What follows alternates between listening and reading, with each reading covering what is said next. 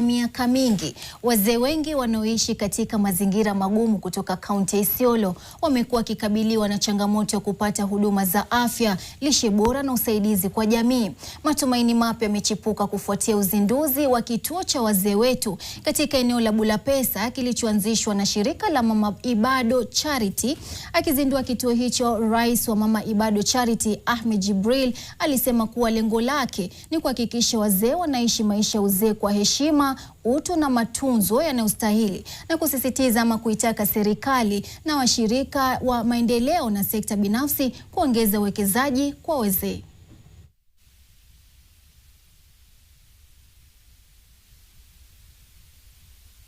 We believe this center being built in the middle of the area where most of those people are living gives dignity to those people who are around this area. A center for seniors.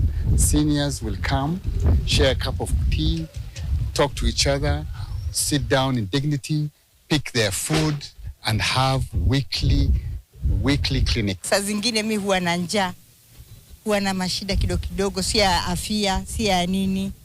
Tena walikuja kwa wakati mzuri. Wakati huo sisi tulipata msiba wa kuchomekewa na nyumba. Niliingia kwa Mama Ibado nikapata kila kitu.